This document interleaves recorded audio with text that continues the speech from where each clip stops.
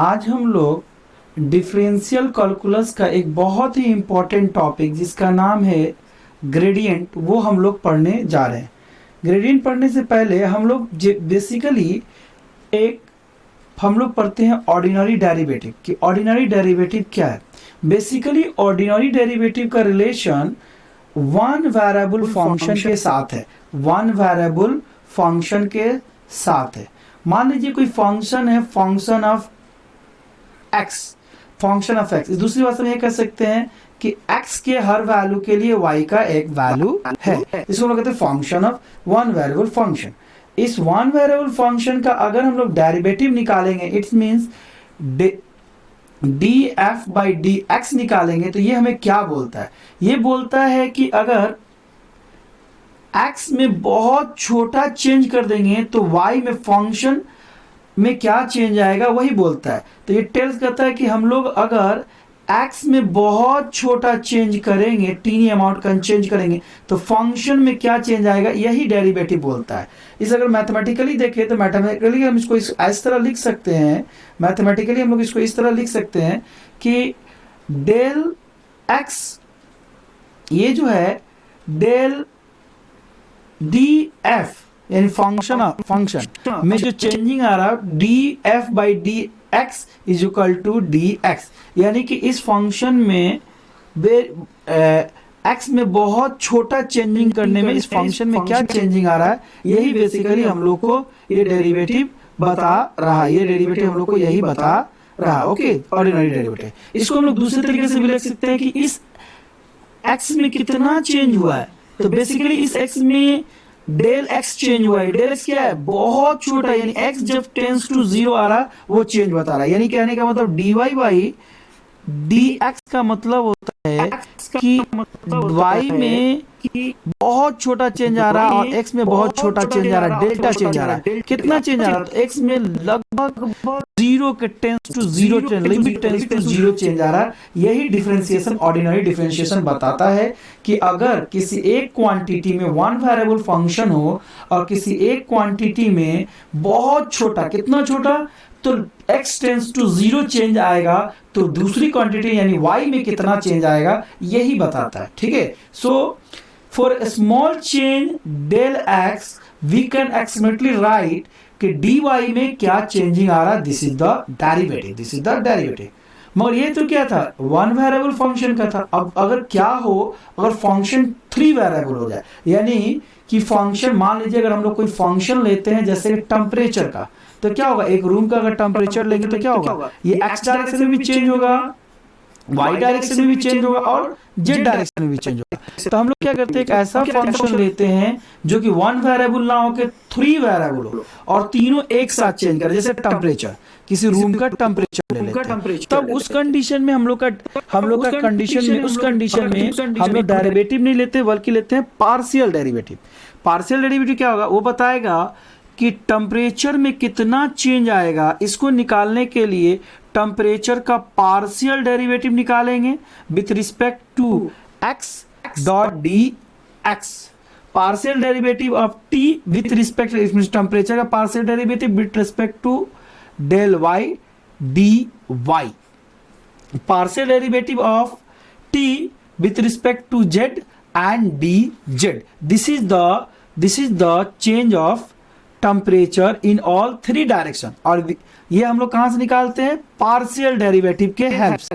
ये हम लोग कहां से निकाल रहे हैं? पार्शियल डेरिवेटिव के हेल्प से। ये हम लोग निकाल रहे हैं पार्शियल डेरिवेटिव के हेल्प से। ओके, अब हम लोग चाहते हैं कि ये पार्शियल डेरिवेटिव के हेल्प से जो हम लोग 3 चीजें निकाल रहे हैं, है ना, ये 3 चीजों में कैसा चेंज आ रहा है और इसको हम लोग, इसमें ग्रेडियंट का क्या रिलेशन है, ये हम लोग निकालने की कोशिश कर रहे हैं। ओके, देखिए ये जो पार्शियल डेरिवेटिव जो था ऊपर वाला, वो क्या कहता है कि t में कितना चेंज होगा अगर ऑल 3 वेरिएबल में बहुत small amount dx, dy and dz change हो रहा है, तो इस t में कितना चेंज होगा, यही हम लोग को यहाँ पे बता रहा है। ठीक है। अब ये इक्वेशन जो था, पार्शियल डेरिवेटिव का इक्वेशन जो था, इसको हम लोगों ने क्या किया है कि इस पार्शियल डेरिवेटिव के इक्वेशन को हम लोगों ने वेक्टर फॉर्म में, डॉट प्रोडक्ट फॉर्म में हम लोगों ने लिखने की कोशिश की है। वेक्टर के डॉट प्रोडक्ट फॉर्म में हम लोग ने लिखने की कोशिश की है। ओके, उसी पार्शियल डेरिवेटिव को थोड़ा सा ऊपर लेके आता हूं मैं, उसी पार्शियल डेरिवेटिव को हम लोग वेक्टर के डॉट प्रोडक्ट में हम लोग लिखने की कोशिश कर रहे हैं। ठीक है, तो देखिए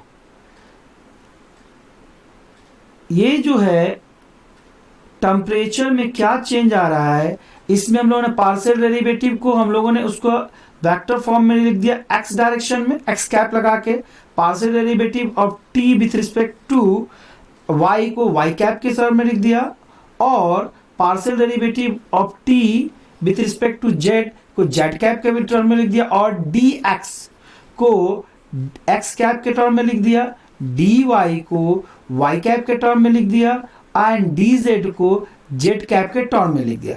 और इस वाले टर्म को, इतना जो टर्म था, ये वाले टर्म को हम लोगों ने मान लिया डेल टी, और ये बेसिकली कुछ नहीं है, ये लेंथ है। बेसिकली क्या है, लेंथ है, D X plus D Y Y plus D, ये बेसिकली कुछ नहीं है, लेंथ है। तो इसको हम लोगों ने क्या कर दिया, लेंथ के टर्म में लिख दिया। इसको हम लोगों ने क्या कर दिया, लेंथ के टर्म में लिख दिया। ओके, यानी कि ये जो है चेंज इन टेम्परेचर को हम लोगों ने del T dot del L के टर्म में लिख दिया। ये डेल टी जो है बेसिकली और कुछ नहीं, ये है ग्रेडियंट। यही क्या है, ग्रेडियंट है। यही बेसिकली ग्रेडियंट है, यानी पार्शियल डेरिवेटिव जब फैक्टर फॉर्म में आ जा रहा है तो वही बेसिकली क्या हो जा रहा है, ग्रेडियंट हो जा रहा है। पार्शियल डेरिवेटिव जब वेक्टर फॉर्म में आ जा रहा है तो वही बेसिकली ग्रेडियंट हो जा रहा है। पार्शियल डेरिवेटिव जब वेक्टर फॉर्म में आ जा रहा है तो वही ग्रेडियंट हो जा रहा है। अब हम लोग देखते हैं, थोड़ा सा ऊपर कर देते हैं कि ग्रेडियंट क्या है। तो ग्रेडियंट जो है ये टेम्परेचर का पार्शियल डेरिवेटिव वेक्टर एक्स में, टेम्परेचर का पार्शियल डेरिवेटिव वेक्टर वाई में, टेम्परेचर का पार्शियल डेरिवेटिव वेक्टर जेड में। Okay, this is called gradient. This is called gradient. Gradient क्या है, एक वेक्टर क्वांटिटी है। देखिए यहाँ पे भी दिख रहा है वेक्टर क्वांटिटी है, सब X cap Y cap and Z cap. तो ग्रेडियंट एक वेक्टर क्वांटिटी है। ग्रेडियंट क्या है, एक वेक्टर क्वांटिटी है। ओके, अब आते हैं इसका ज्योमेट्रिकल इंटरप्रेशन। अब हम लोग इसको ज्योमेट्रिकल इंटरप्रेशन करते हैं। वेक्टर का ज्योमेट्रिकल इंटरप्रेशन क्या है वो हम लोग देखने की कोशिश कर रहे हैं। देखिए अगर ये वेक्टर है, ग्रेडियंट वेक्टर है, तो इसका मैग्नीट्यूड भी होगा और डायरेक्शन भी होगा। ओके, तो ये जो है जो टेम्परेचर में चेंज हुआ है उसको ग्रेडियंट के फॉर्म में इस तरह हम लोगों ने लिखा है। तो ये क्या हो जाएगा, D gradient of T dot D L is equal to magnitude of gradient dot into magnitude of length cos theta. ये थीटा क्या है, थीटा जो है बेसिकली एंगल है ग्रेडियंट और लेंथ के बीच का एंगल है। थीटा बेसिकली ग्रेडियंट और लेंथ के बीच का एंगल है। ओके, तो अब बात करते हैं कि ये थीटा का डायरेक्शन क्या होगा। तो कह रहा है कि थीटा का डायरेक्शन जो होगा वही होगा फंक्शन टी जो है मैक्सिमम इंक्रीज करेगा, वही थीटा का डायरेक्शन होगा। यानी ग्रेडियंट का डायरेक्शन वही होगा जिस डायरेक्शन में फंक्शन मैक्सिमम इंक्रीज करेगा। और ग्रेडियंट का मैग्नीट्यूड क्या होगा, तो ग्रेडियंट का मैग्नीट्यूड वही होगा जो कि जिस डायरेक्शन में मैक्सिमम ग्रेडियंट इंक्रीज कर रहा है उस डायरेक्शन का जो स्लोप निकाल दीजिएगा या इंक्रीज, उसी को हम लोग ग्रेडियंट का मैग्नीट्यूड कहेंगे। ओके, तो इस तरह से हम लोगों ने देखा इस वीडियो में कि वन वेरिएबल फंक्शन से हम लोग डेरिवेटिव निकालते हैं, और जब ऐसा फंक्शन जिसमें 3 वेरिएबल हो जाए उसमें पार्शियल डेरिवेटिव के हेल्प से हम लोग ग्रेडियंट निकालते हैं। हम लोग चूंकि ग्रेडियंट एक वेक्टर क्वांटिटी होता है तो उसका डायरेक्शन और मैग्नीट्यूड निकालते हैं। डायरेक्शन जो